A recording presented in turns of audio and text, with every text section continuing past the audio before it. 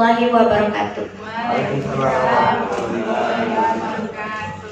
Alhamdulillah wa syukurillah, kita Bapak Ibu selamat datang, selamat bergabung di acara penyebaran pemahaman dan penerapan pengalaman budaya positif oleh Ibu Nurul Fizumi. Baik, tidak panjang lebar, kita panjatkan puji syukur kepada Allah Subhanahu wa taala. Alhamdulillah wa syukurillah. Dan tidak lupa juga kita kirimkan selawat beriring salam kepada baginda Rasulullah SAW dengan mengucapkan Allahumma sholli ala sayyidina Muhammad wa ala ali sayyidina Muhammad. Baik, kita langsung saja di acara inti kita, yaitu kepada Ibu Nurul untuk memaparkan tentang penyebaran budaya positif, tentang pemahaman dan penerapan pengalaman Ibu Nurul Fizumi di CGP Angkatan 8. Kepada Ibu Nurul dipersilakan. Terima kasih kepada Bu Ernita yang telah mempersilakan saya. Di sini saya akan melakukan penyebaran pemahaman dan penerapan pengalaman budaya positif. Sebelum saya masuk ke materi yang akan saya paparkan, pertama saya akan bertanya dulu kepada Bapak Ibu, apakah di sekolah kita sudah menerapkan budaya positif?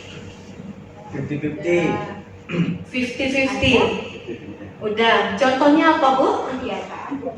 Iya, pembiasaan. Pembiasaan pagi yang kita lakukan dari hari Senin sampai hari Jumat. Itu merupakan salah satu contoh budaya positif yang harus kita teruskan dan kita jalankan di sekolah kita. Yang pertama, konsep inti dari budaya positif ini ada 8, yaitu yang pertama, perubahan paradigma belajar, disiplin positif, nilai-nilai kebajikan, kebutuhan dasar manusia, motivasi perilaku manusia, posisi kontrol guru, keyakinan kelas, dan segitiga restitusi.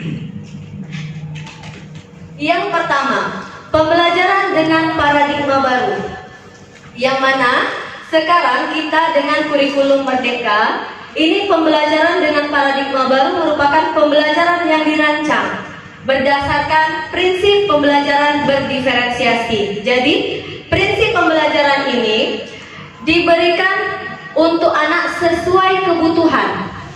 Apa yang anak butuhkan, itu yang kita berikan sesuai dengan kodrat dari murid itu, sehingga murid belajar sesuai dengan kebutuhannya berdasarkan tahap perkembangan sesuai dengan teori psikologi modern untuk mewujudkan profil pelajar Pancasila. Yang mana dari profil pelajar Pancasila itu anak diharapkan beriman, bertakwa kepada Tuhan Yang Maha Esa dan berakhlak mulia, mandiri, bernalar kritis, kreatif, gotong royong, dan berkebinekaan global. Itu tujuan dari paradigma baru, profil pelajar Pancasila. Selanjutnya, miskonsepsi tentang teori kontrol, yang selama ini kita sebagai guru berilusi untuk mengontrol murid, yang mana kita selalu menginginkan murid itu seperti yang ini yang kita harapkan. Itu yang pertama, ilusi mengontrol murid. Yang kedua, ilusi bahwa penguatan positif efektif dan bermanfaat. Kita memberikan dorongan kepada murid kita dengan memberikan hal-hal yang positif, penguatan-penguatan positif, sehingga mereka menjadi bermanfaat masih sesuai dengan keinginan kita. Yang selanjutnya, ilusi bahwa kritik dan membuat orang merasa bersalah dapat menguat karakter. Seperti kita belajar di kelas, kita selalu beranggapan bahwa murid kita ini harus seperti ini yang kita inginkan. Sampai kita sering bilang, nak tolong belajar jadi yang seperti ini, kamu tidak kasihan sama ibu. Itu yang sering kita lakukan, sehingga anak ini merasa bersalah. Kita yang mengontrolnya. Selanjutnya, ilusi bahwa orang dewasa memilih hak untuk memaksa. Seperti kita memaksa ketika kita ini punya pegangan, kita dipaksa untuk membuka apa yang telah kita pegang. Begitu juga dengan anak. Kita selama ini hanya memaksa dia untuk belajar, sedangkan yang kita berikan itu masih kurang. Itu teori kontrol. Mengubah paradigma dari paradigma stimulus respon ke pendekatan teori kontrol. Di sini, di mana yang di stimulus respon, realitas kebutuhan kita sama, sedangkan di teori kontrol itu realitas kebutuhan kita berbeda. Misalnya kita di satu kelas itu murid-murid kita ini memiliki kebutuhan yang berbeda-beda, sehingga dalam pembelajaran itu kita harus membagi anak ini sesuai dengan karakter-karakternya atau sesuai kebutuhan-kebutuhannya. Yang kedua, semua orang melihat hal yang sama. Sedangkan di teori kontrol, setiap orang memiliki gambaran berbeda. Yang ketiga, kita mencoba mengubah orang agar pandangan sama dengan kita. Itu stimulus respon. Sedangkan teori kontrol, kita berusaha memahami pandangan orang lain tentang dunia. Jadi, anak tadi tidak hanya menurut pandangan kita saja, tetapi kita memberikan mereka yang memandang seperti apa yang mereka inginkan. Selanjutnya, perilaku buruk dilihat sebagai kesalahan. Sedangkan di teori kontrol, semua perilaku itu memiliki tujuan. Anak ini salah. Kalau teori stimulus, kita langsung mengejar anak ini salah, langsung kita hukum. Sedangkan di teori kontrol, semua perilaku itu pasti ada tujuannya. Seperti anak terlambat, mungkin mereka ada masalahnya apa, itu yang harus kita bedakan. Selanjutnya, orang lain bisa mengontrol saya. Yang teori kontrol, hanya Anda yang bisa mengontrol diri Anda. Pada stimulus respon, kita yang mengontrol anak. Nak, kerjakan tugas, kita yang mengontrol. Sedangkan di teori kontrol, anak yang inisiatif sendiri untuk mengerjakan tugas-tugas yang diberikan. Selanjutnya, saya bisa mengontrol orang lain, itu stimulus respon. Sedangkan teori kontrol itu adalah Anda tidak bisa mengontrol orang lain. Jadi kita mengontrol diri kita sendiri. Itu yang teori kontrol. Selanjutnya, pemaksaan ada pada saat bujukan gagal. Kita membujuk tadi anak kita yang tidak mengerjakan tugas, kita bujuk. Ketika anak ini masih tidak mau, kita lanjut dengan paksaan. Sedangkan di teori kontrol, itu kolaborasi dan konsensus menciptakan pilihan-pilihan baru. Jadi anak-anak ini lebih ke kolaborasi mereka dalam mengerjakan sesuatu. Selanjutnya, model berpikir menang atau kalah di stimulus respon. Sedangkan di teori kontrol, model berpikir menang-menang. Ibarat kata, kita mau piknik. Yang satu memilih pantai, yang satunya lagi memilih gunung. Di sini kalau stimulus respon, dia akan memilih salah satu. Itu yang akan menjadi menang dan kalah. Sedangkan di teori kontrol, dia berpikir menang-menang. Berarti dia harus melakukan dua-dua. Ke pantai, setelah itu baru ke gunung. Jadi harus dilakukannya sekaligus dua-dua.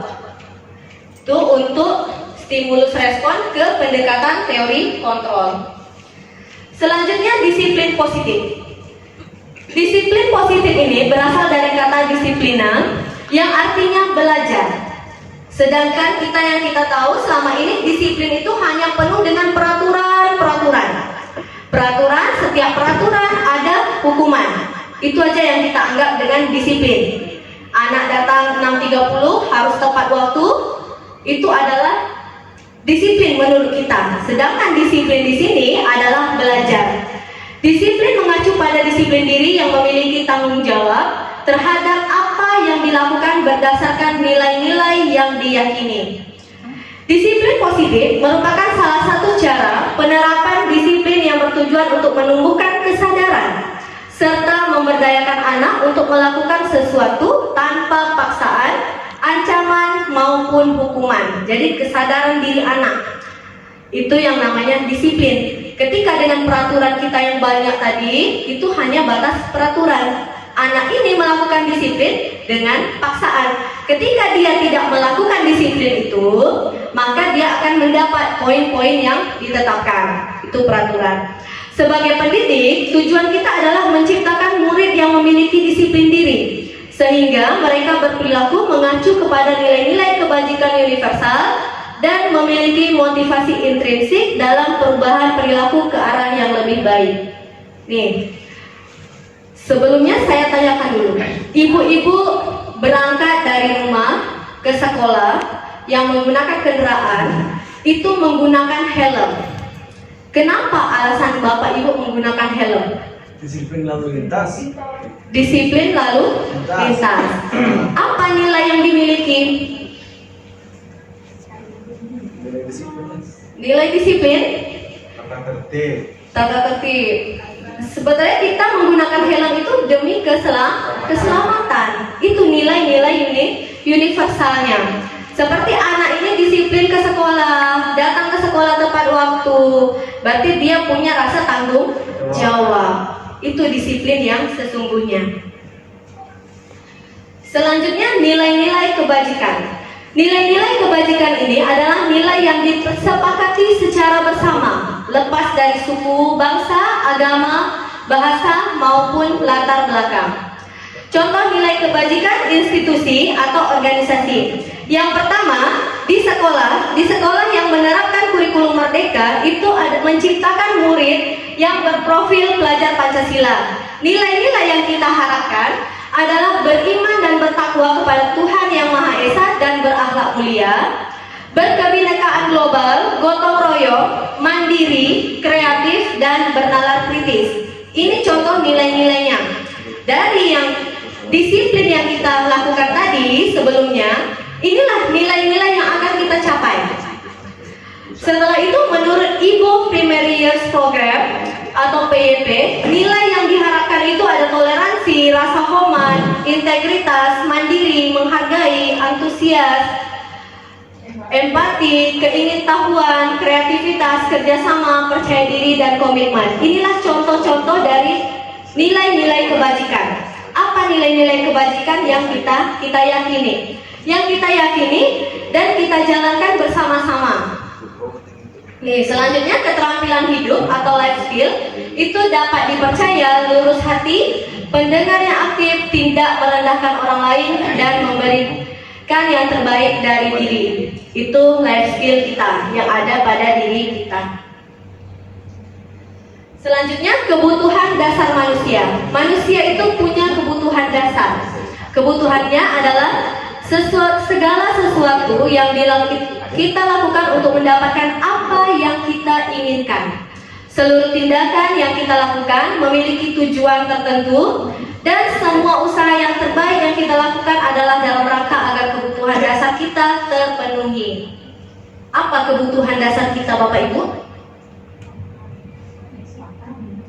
Makan, minum, pakaian, sandang, pangan, papan, itu kebutuhan dasar kita.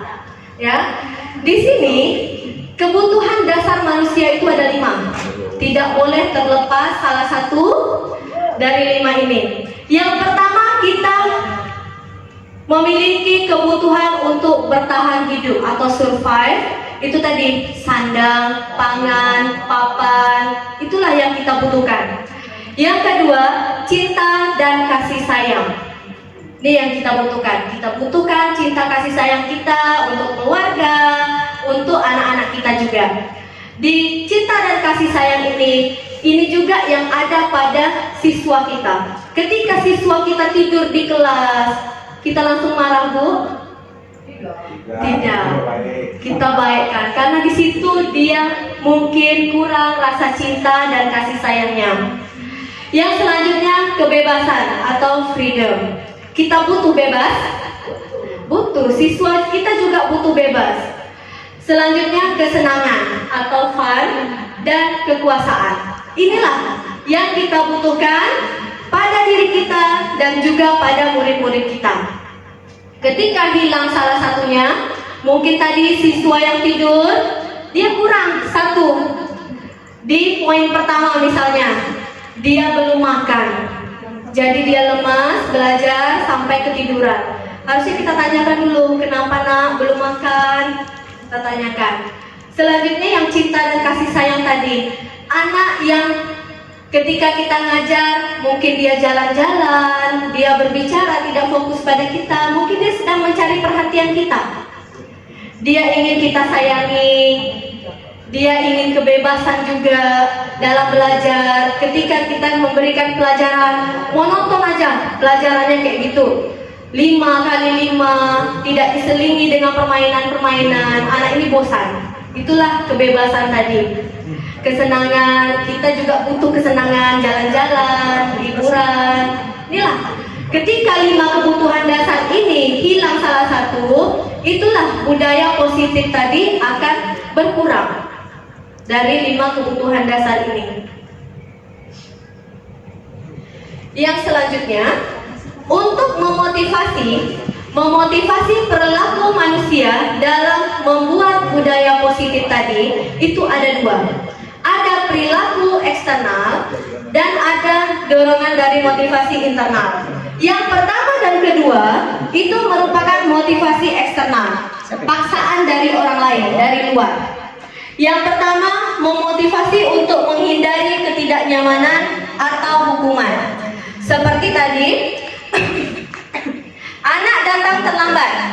Anak datang terlambat, langsung kita beri hukuman. Ada poin-poinnya. Sedangkan kalau dia sebetulnya tidak takut terhadap hukuman atau ketidaknyamanannya tadi terhadap sekolah, dia santai aja, tidak mengikuti peraturan. Karena dorongan dari eksternal tadi, kita yang mendorong dia disiplin, itulah dia ikuti semua aturan. Selanjutnya, motivasi untuk mendapatkan imbalan atau penghargaan dari orang lain. Ini juga eksternal. Seperti ini sekarang, dulu mungkin saya sering memberikan imbalan kepada anak-anak yang juara. Ternyata anak-anak yang juara itu ketika kita kasih penghargaan, itu akan merusak hubungannya. Hubungan dirinya dengan teman-temannya, dengan kita. Karena di situ ada kesenjangan. Ketika penghargaan diberikan ini, anak itu bekerja hanya berdasarkan penghargaan. Jadi dia tidak ada motivasi dari dalam dirinya. Berarti dia mengerjakan tugas karena untuk memperoleh nilai. Tuh. Selanjutnya, motivasi untuk menjadi orang yang mereka inginkan dan menghargai diri sendiri dengan nilai-nilai yang mereka percaya. Inilah motivasi dari dalam diri atau internal yang keluar dari diri anak itu sendiri. Ini yang harus kita tumbuhkan, Bapak Ibu. Bagaimana cara kita menumbuhkan? Kita kasih dia kepercayaan. Itulah tadi dengan pembelajaran berdiferensiasi, kita memberikan seutuhnya kepada anak apa yang anak inginkan, belajar yang seperti apa, sehingga mereka itu belajar dengan senang. Senang hatinya ketika di dalam kelas, nyaman, tidak terasa terbebani. Itulah yang kita butuhkan dan anak-anak kita butuhkan. Yang mana dulu kita belajar, kita mengajar, hanya memberikan, semuanya kita berikan kepada anak. Sedangkan sekarang di kurikulum Merdeka, anak yang bekerja. Lebih banyaknya seperti itu. Selanjutnya, di sini ada hukuman, konsekuensi, dan restitusi. Ini adalah hal yang kelihatan sama, tetapi berbeda. Hukuman itu hukuman terjadi tidak terencana atau tiba-tiba. Anak telat, kita langsung kasih hukuman. Langsung nak, keliling dulu lapangan. Tidak ada timbal balik. Itu hukuman yang secara langsung.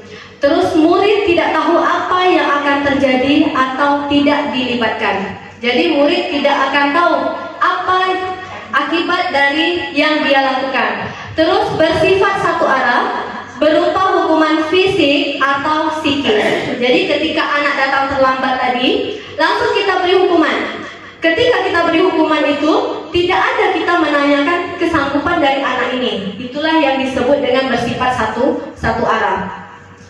Sedangkan konsekuensi ini terencana atau disepakati. Murid tetap dibuat tidak nyaman, sikap guru selalu memonitor murid. Nih, seperti kita buat kesepakatan di kelas. Nah, harus masuk jam segini. Ketika lewat jam segini, kamu akan menerima konsekuensinya ini. Setuju antara dua belah pihak. Tapi apakah anak itu akan bilang dia tidak nyaman? Apakah dia bilang dia tidak terima? Dia tak bilang, dia tak nyaman. Dia tak bilang, tapi dia merasa tidak nyaman. Itulah konsekuensi. Memang ada hubungan timbal balik antara kita dengan anak, tetapi anak tetap merasa tidak nyaman. Sedangkan restitusi itu adalah menciptakan kondisi bagi murid untuk memperbaiki kesalahan. Proses kolaboratif yang mengajarkan murid untuk mencari solusinya sendiri. Ini yang kita lakukan, misalnya nih, anaknya telat datang. Ketika anak telat datang, kita panggil anak itu, kita tanyakan terlebih dahulu. Kita tanyakan kenapa dia terlambat, apakah dia tahu bahwa dia melakukan kesalahan, kita tanyakan dulu. Setelah kita tanyakan, kita kasih ke anak itu untuk mencari solusinya. Bagaimana cara dia menyikapi dari kesalahan-kesalahan yang dia lakukan. Itu yang restitusi. Jadi kita yang tidak menghukum, tetapi anak ini yang memberi solusi terhadap kesalahan dia sendiri. Itu yang harus kita terapkan sebenarnya. Selanjutnya, posisi kontrol seorang guru.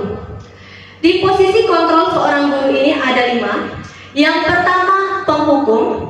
Yang kedua, pembuat merasa bersalah. Ketiga, teman. Keempat, pemantau. Dan kelima, manajer.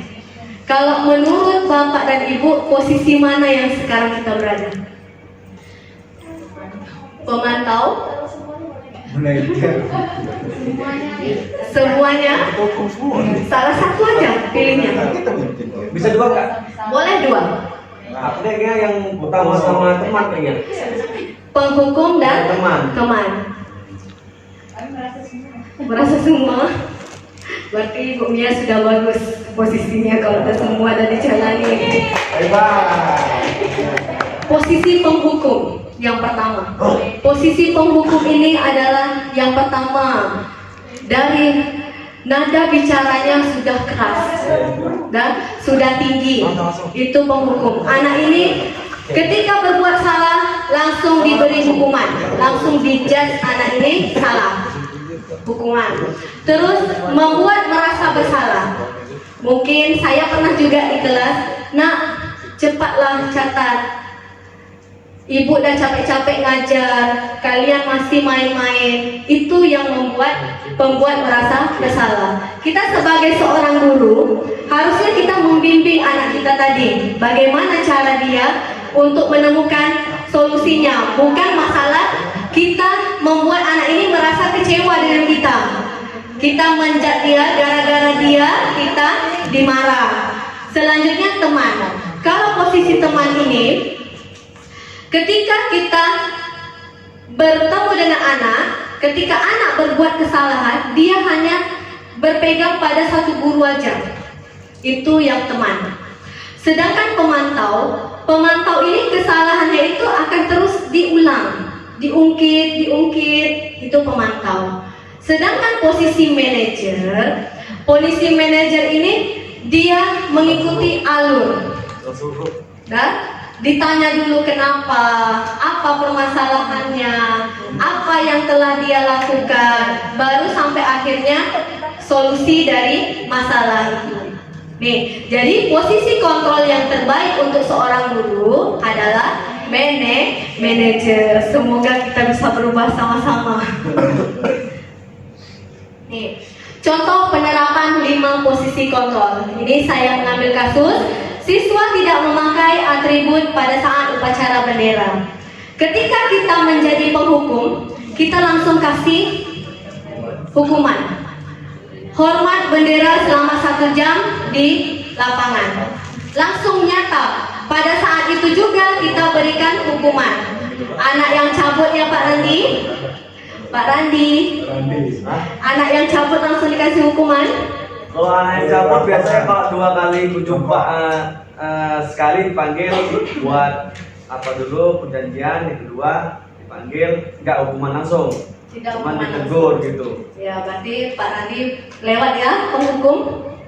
Nggak di situ sih sebenarnya, hukumnya nggak di situ. Nggak di situ, beda lagi. Beda lagi. Ya. Selanjutnya, membuat merasa bersalah. Nah, ketika anak tidak pakai atribut lengkap, kita sering bertanya nih, berapa kali ibu harus beritahu kamu? Kamu selalu saja mengecewakan ibu. Itu diulang-ulang terus sehingga anak ini merasa bersalah. Ya. Yang selanjutnya, teman. Ketika di posisi teman, kita seorang guru, kita akan sering berkata kepada anak, ayo dong ikuti peraturan sekolah, tolong bantu ibu atau bapak ya, sekali ini aja. Ya sudah, tidak apa-apa. Lain kali jangan sampai berbuat lagi seperti ini. Itu yang sering kita lakukan ya. Mustahil. Kalau saya mungkin masih di posisi teman dan pembuat merasa bersalah. Tuh, selanjutnya pemantau. Di posisi pemantau tadi, ketika anak tidak menggunakan atribut yang lengkap, itu kata-katanya kamu sudah melanggar peraturan sekolah. Kamu tahu konsekuensinya, masih ditanya ulang. Setelah upacara, kamu beli atribut di koperasi dan jangan ulangi lagi. Kita tetap memberikan pantauan-pantauan, itu pemantau. Sedangkan di posisi manajer, kita di sini, apakah kamu tahu kesalahanmu? Ditanya dulu, apakah kamu tahu kesalahanmu?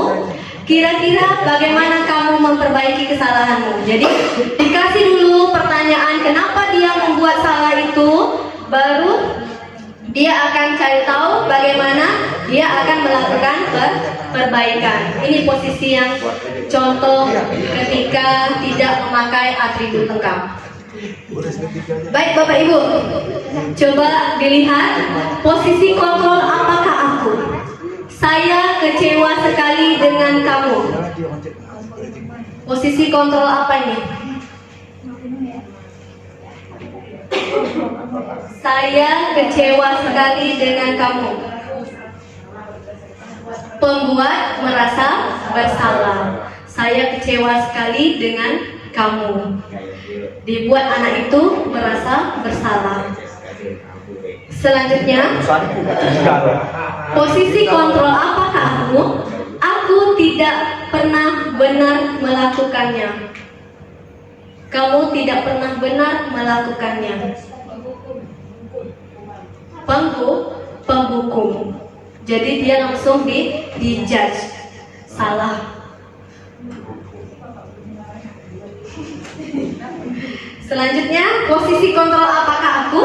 Apa rencanamu untuk menyelesaikan masalah ini?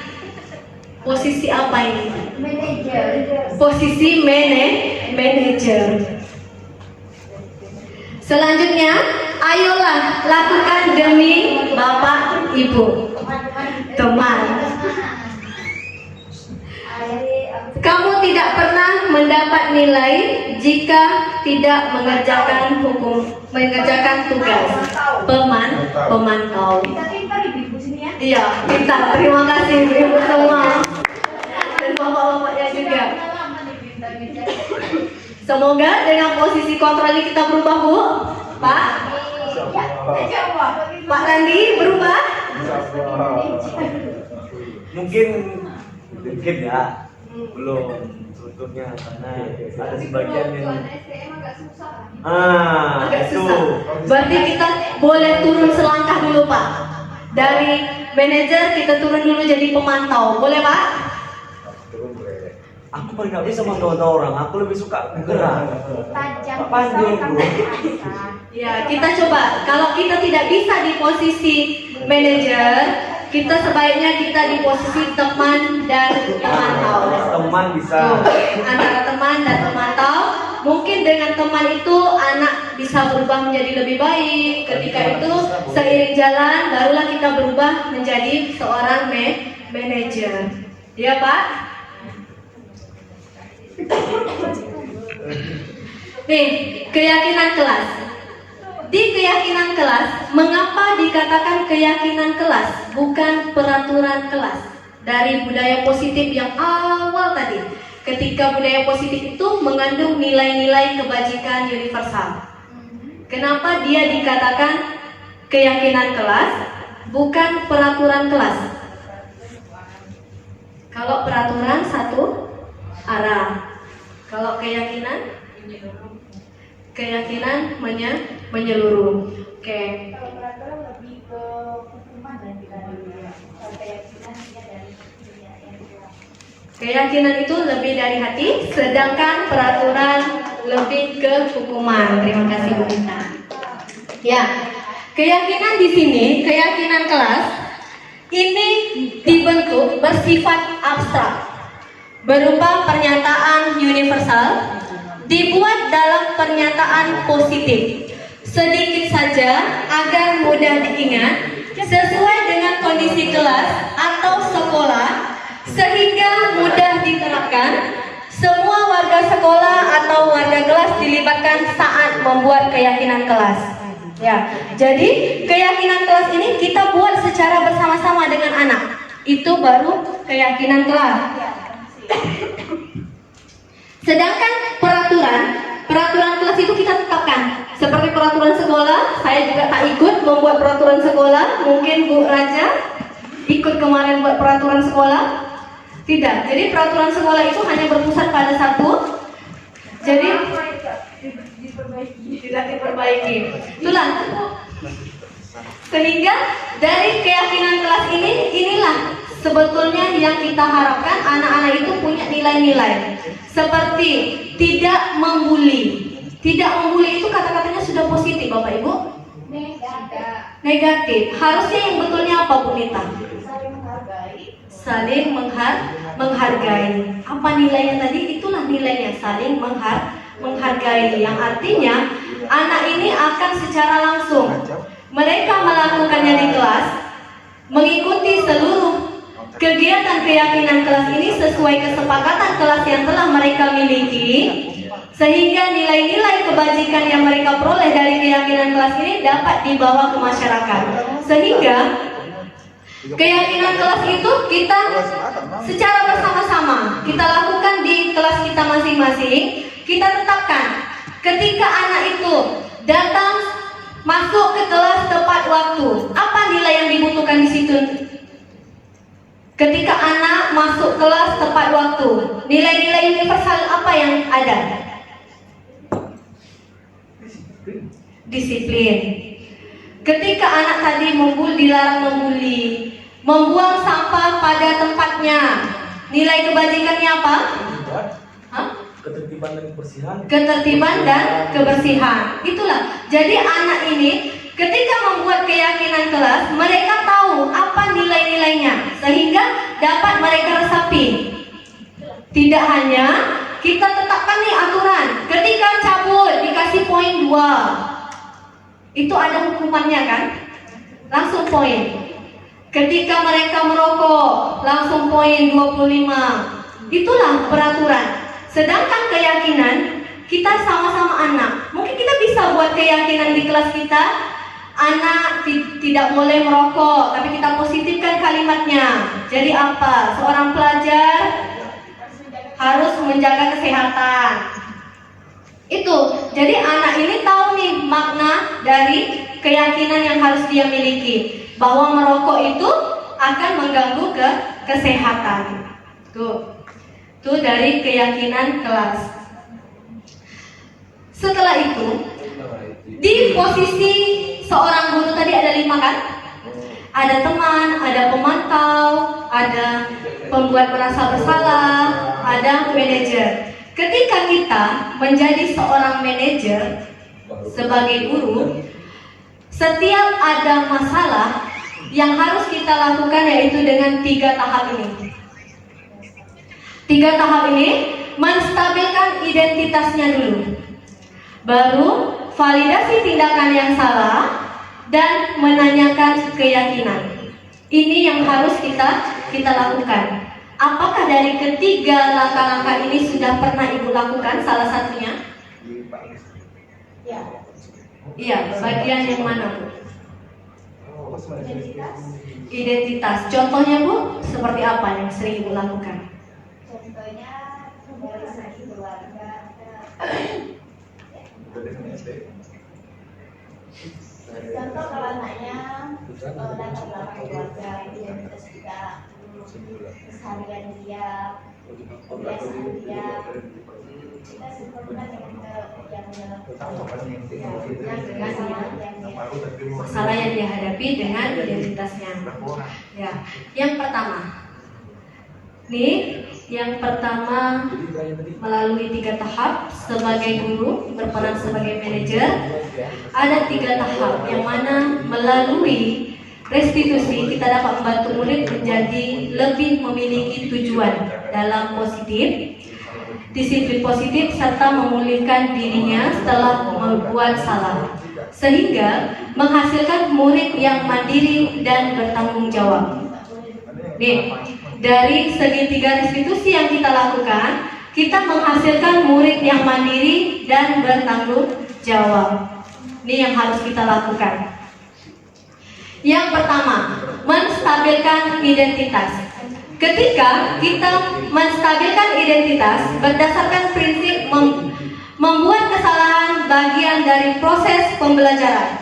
Jadi, ketika anak membuat kesalahan, itu adalah suatu proses pembelajaran bagi dia. Jangan kita anggap dia berbuat salah karena memang salah. Tapi dari salah itu, kita jadikan anak ini pelajaran. Yang pertama tadi, menstabilkan identitas.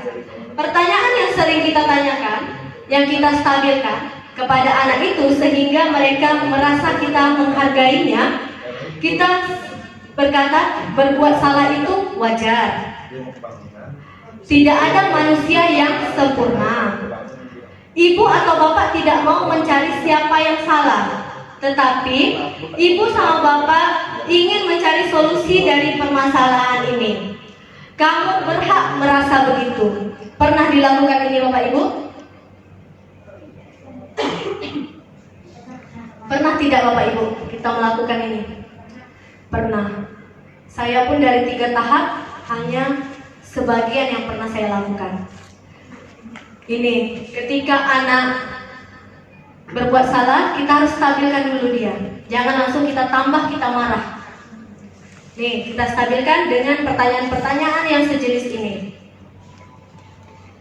Selanjutnya, validasi tindakan yang salah.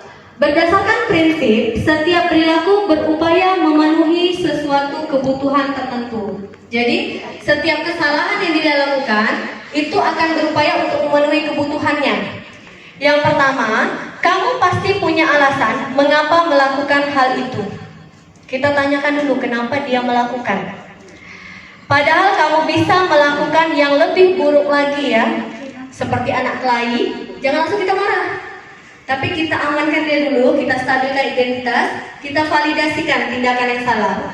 Mungkin dia yang tadinya hanya memukul, bisa dia melakukan hal yang lebih dari memukul.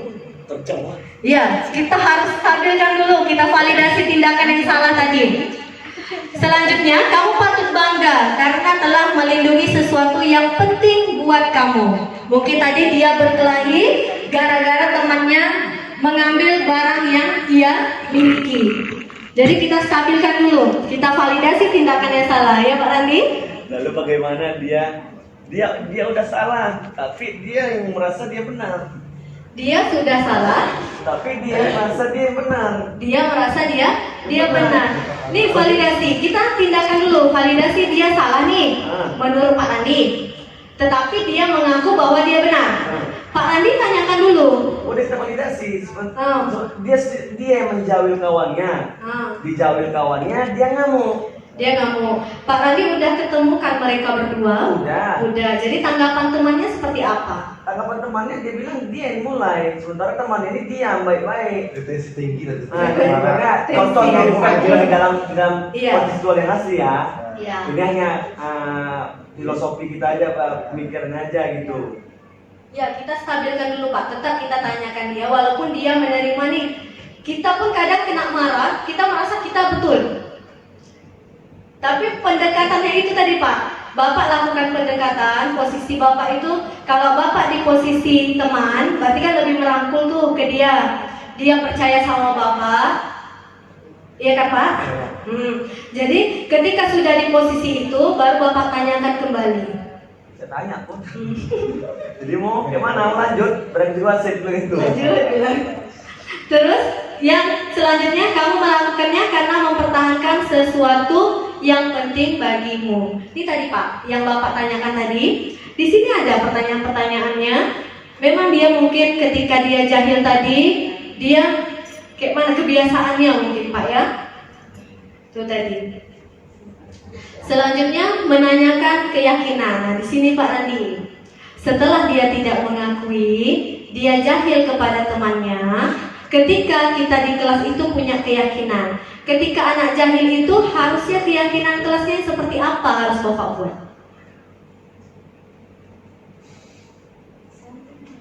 Saling menyayangi, saling menghargai, saling menyayangi antar teman. Itu boleh. Bapak tanyakan lagi sama dia keyakinan kelas yang telah dibuat. Terus nilai-nilai apa yang telah disepakati bersama. Jadi adanya keyakinan kelas, insya Allah rasa saya hal-hal yang negatif tadi akan berubah menjadi budaya positif.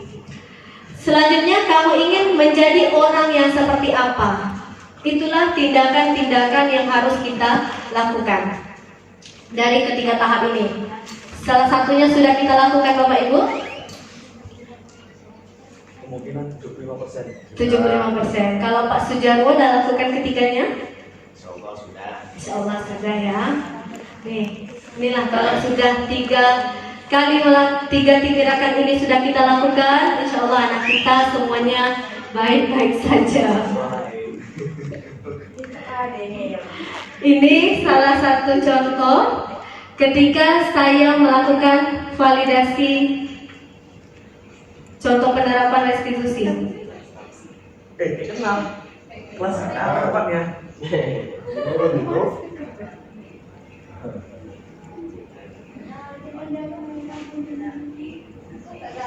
Macam mana mau didengarkan di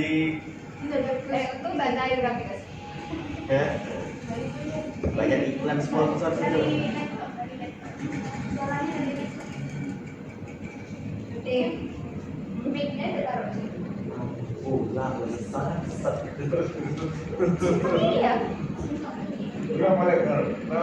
Storing. Ini restitusi, contoh penerapan restitusi yang saya lakukan kepada anak saya. Berapa menit? Masih 30 detik.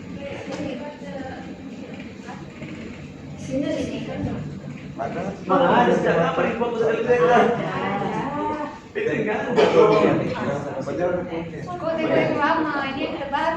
iya, maklum lah jadi sama.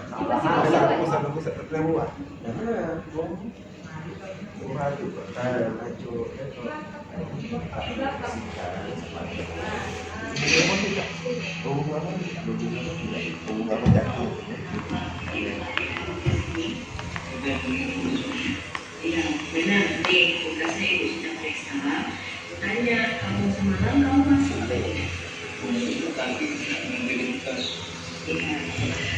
semua orang itu pernah melakukan kesalahan, termasuk ibu ini pernah melakukan. Namun setiap tindakan yang kita lakukan pasti ada alasannya. Kira-kira mengapa kamu tidak melakukan tugas?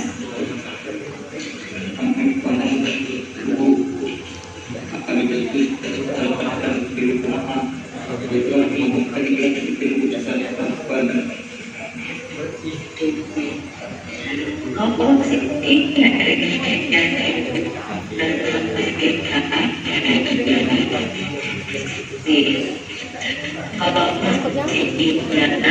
tidak yang sudah sesuai dengan yang kita pasti.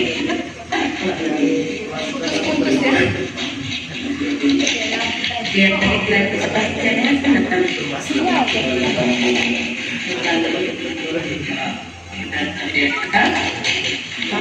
kamu ini nggak tahu apa terkait masalah kampung ini. Bajakan. Bajakan. Kenapa ini gak asli dia? Oh, bikin baca.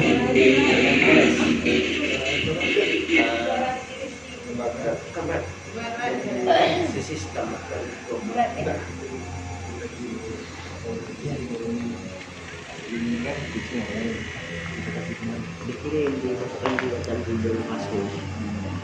Assalamualaikum warahmatullahi wabarakatuh. Saya perkenalkan.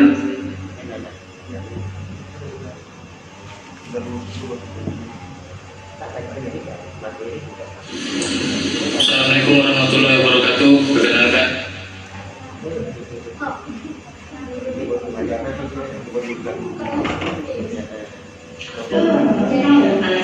Satu contohnya. Bicara sekarang, coba kamu lihat di cermin itu.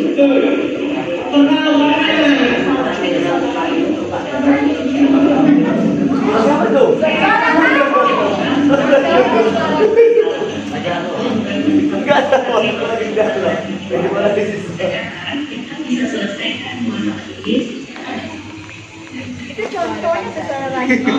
Memang gitu. Bawaan kultur dari Medan gitu. Teman, menurut kamu baik tidak teman melakukan sesuatu yang tidak baik?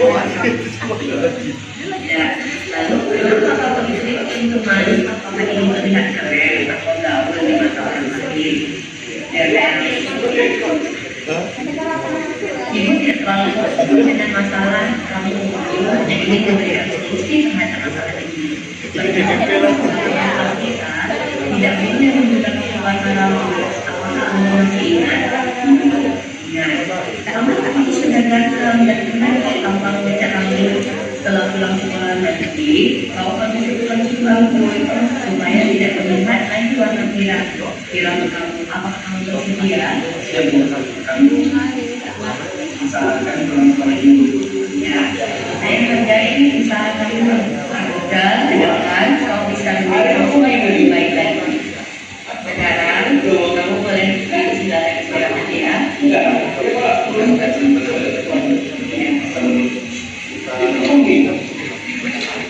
Oke, ini yang pertama, kasusnya itu anaknya mewarnai rambut. Ketika anak itu mewarnai rambut, saya panggil anaknya. Anaknya saya panggil, saya tanyakan dulu identitas. Pertama, saya stabilkan identitasnya bahwa yang mewarnai rambut itu bukan salah satunya dia, tetapi masih banyak yang mewarnai rambutnya. Itu adalah menstabilkan identitas. Ketika sudah menstabilkan identitas, yang saya lakukan adalah validasi tindakan yang salah. Saya tanyakan, kenapa dia mengecat rambut?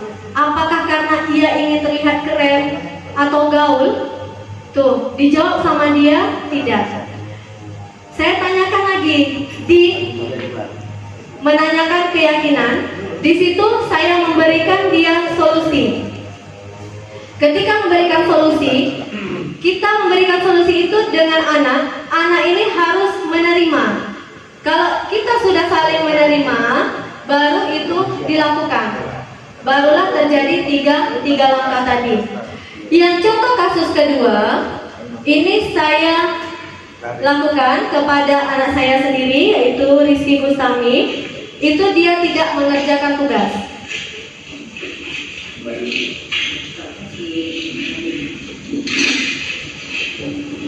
Rizky, kamu tahu kenapa dipanggil kamu ke sini? Bukan Iya, benar nih. Tugasnya ibu sudah periksa.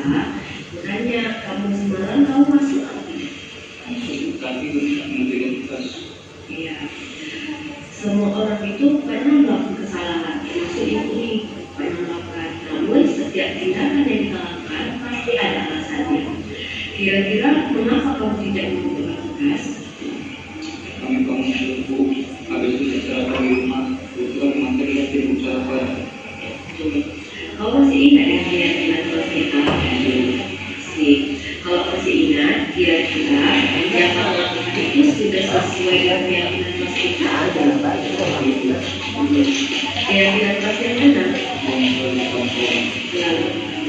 mereka, kamu tahu nih, lalu apakah dari masalah ini kamu punya solusi?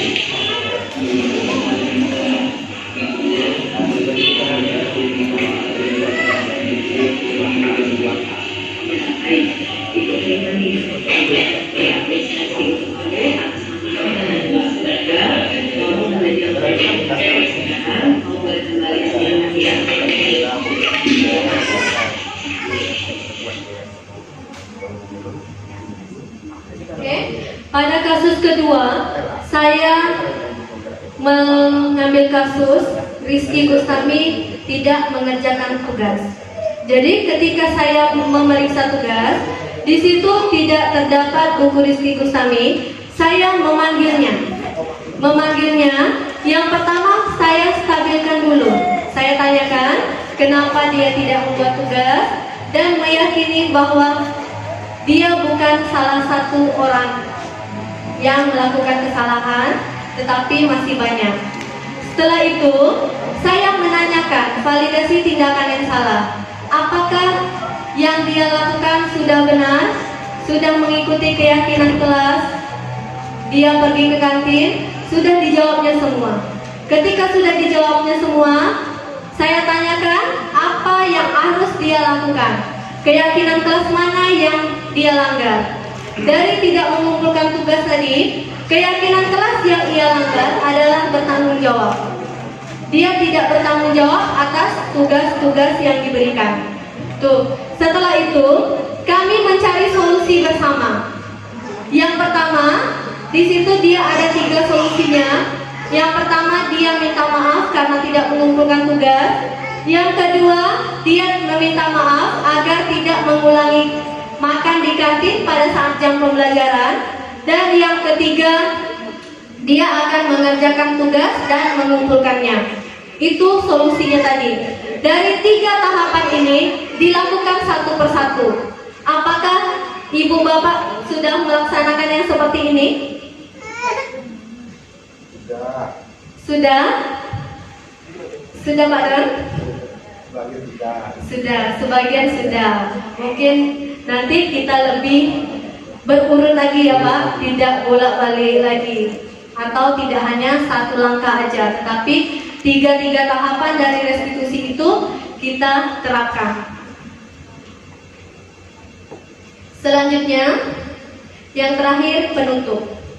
Dalam penerapan program disiplin positif, hendaknya guru memiliki standar kepribadian, profesional dan sosial yang baik di mana guru mampu merefleksikan dirinya dalam posisi kontrol saat ini. Posisi kontrol yang mana Bapak Ibu?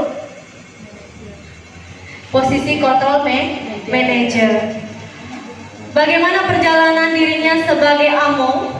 Kita sebagai guru yang menuntun, kita harus memiliki manajer yang menuntun murid-murid menjadi insan yang mandiri, merdeka, dan bertanggung jawab. Inilah standar nasional pendidikan Indonesia. Pada saat ini, dengan kurikulum merdeka, itulah kita ingin menjadikan murid-murid kita adalah murid yang berprofil Pancasila. Baik Bapak Ibu, hanya sekian pemaparan dari saya tentang budaya positif. Semoga budaya positif ini akan terus berlanjut di sekolah kita, dan kita sebagai seorang guru juga akan terus merubah posisi kontrol kita sehingga semuanya menjadi posisi manajer. Assalamualaikum warahmatullahi wabarakatuh.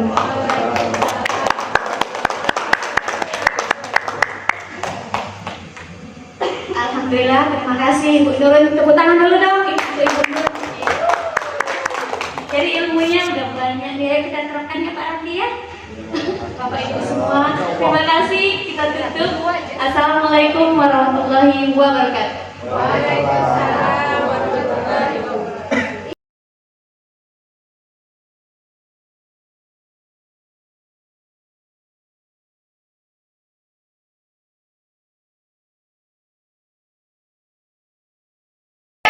Bismillahirrahmanirrahim.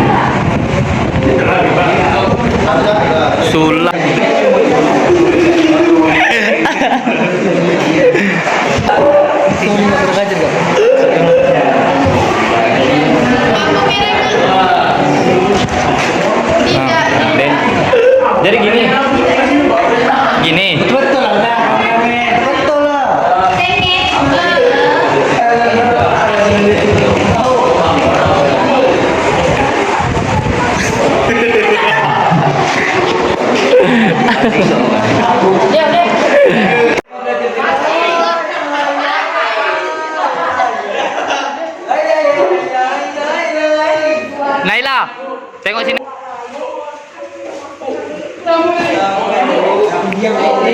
Bu, nanti ibu bisa edit kan? Bisa edit kan? Macam mana nih? Ini banyak potong-potong. Posera nih.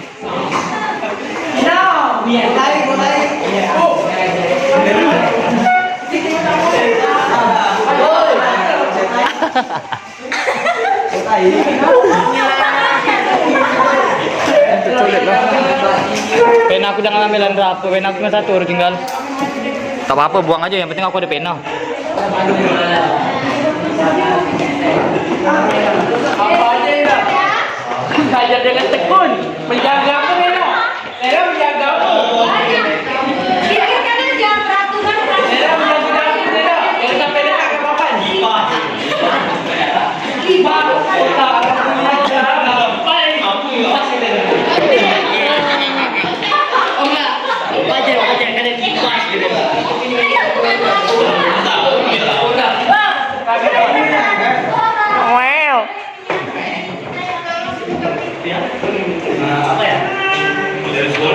Buka aku bawa sini, jangan dia main-main lah. Pena aku hilang, Mak. Ini pena aku nih. Selalu aja. Memakai seragam apa? Takkan tak pakai seragam. Seragam sapu pakai. Memakai baju renang. Pakai baju renang. Ini baju renang udah kasih mudah.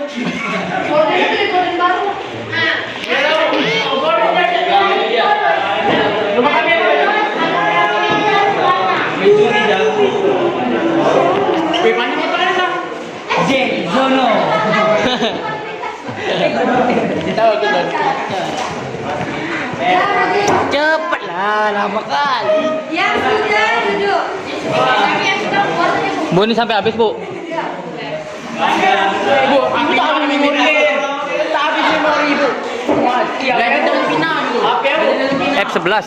Hah? F11. Oh, F11 bukan? Getak.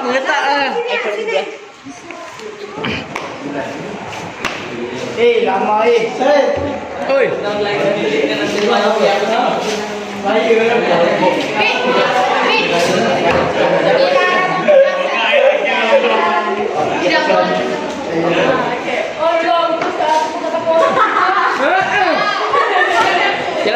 Tak boleh masuk isu yang lain.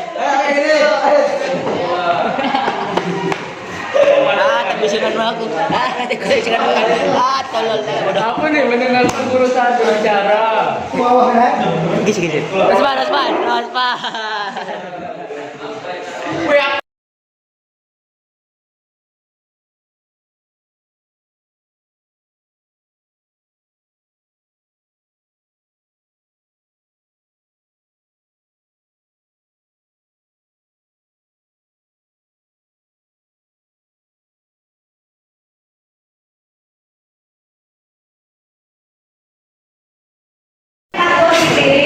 Yang memiliki nilai-nilai yang harus kita terapkan pada diri kita. Misalnya, keyakinan yang pertama, Ibu tuliskan di sini, datang sekolah tepat waktu.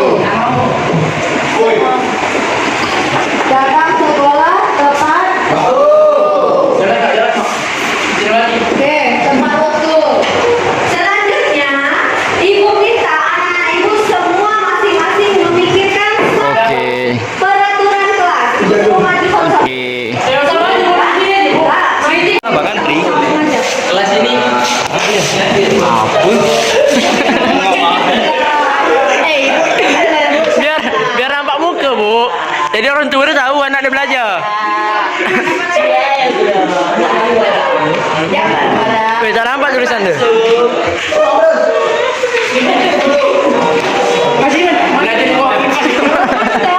Rosman tak niat betul.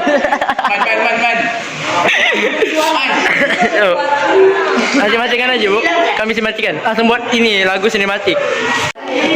Nampak yang Jangan. Nanti mencantik Alah, bisa distabilkan juga. saat iman Nah, lewat aja. taati Bisa yuk 6,5 sih. FENEAA TI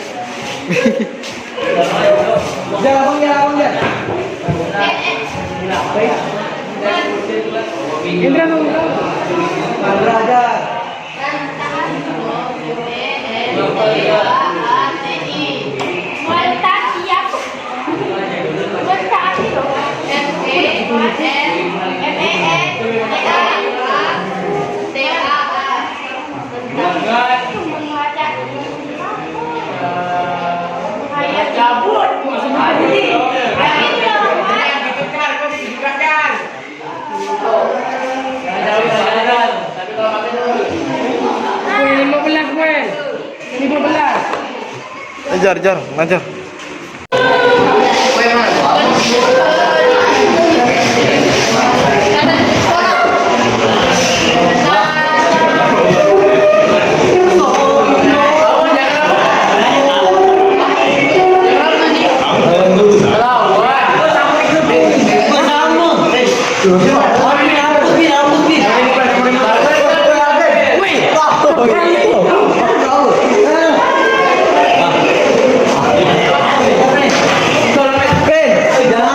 Weh Naila, Naila. Penat aku. Nah.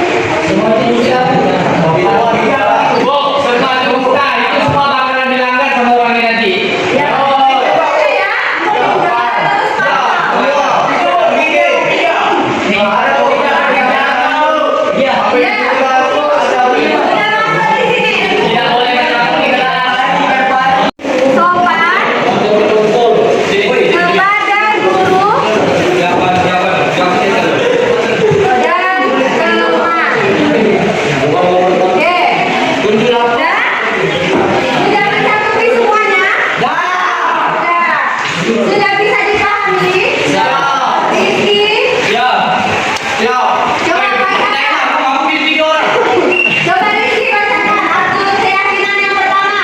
Mana orang yang datang? Iya. Sekolah tepat Iya, waktu. Bella. Ah, Bella. Itu menaati peraturan sekolah. 2. Menjaga kebersihan kelas. 3. Disiplin dalam belajar. 4. Menghargai guru dan teman. 5. Berkata sopan kepada guru dan teman. Nah, ada lagi yang ditambah? Ada sini. Apa? Tidak tahu. Tidak kan terkait sopan. Tidak kabur. Bisa ini dimahami? Bisa? Bisa kita amalkan? Bisa. Tidak peduli? Tidak peduli saling menghargai sama kita? Dan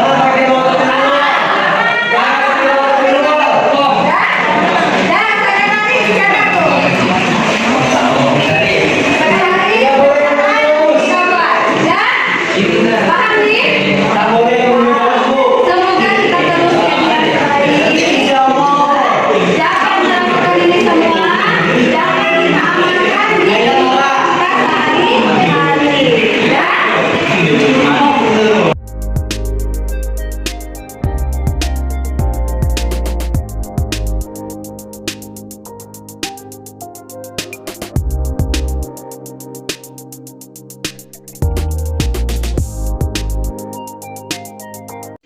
Baik, terima kasih. Saya sebagai peserta dari CGP Bu Nurun Pizumi, setelah melakukan diseminasi, saya mendapatkan sebuah informasi yang baru ya terkait dengan budaya di sekolah, di mana ada beberapa posisi kita sebagai guru selama di sekolah. Tentu saja saya mendapatkan suatu ilmu dan cara pandang sebagai guru bagaimana memperlakukan murid-murid saya di sekolah. Yang kedua, Bu Nurun juga melakukan berbagai macam memberikan ilmu tentang CGP-nya kepada para guru tentang segitiga restitusi yang selama ini barangkali kita dalam memproses masalah anak selalu memanggil atau memarahinya secara langsung, tidak melakukan langkah-langkah segitiga restitusi seperti menstabilkan identitas, kemudian menanyakan keyakinan, dan satu lagi itu ada tuh saya lupa. Nah, dari kegiatan ini memberikan dampak yang positif lah bagi kami guru-guru di SMK Negeri 1 Karimun. Nah. Assalamualaikum warahmatullahi wabarakatuh. Perkenalkan, nama saya Raiza Aizul Kasmi, 11 Teknik Elektronika Industri. Tadi kami telah membuat keyakinan kelas secara bersama-sama. Saya berharap saya dan teman-teman dapat meyakini keyakinan kelas dengan baik. Demikian, Assalamualaikum warahmatullahi wabarakatuh.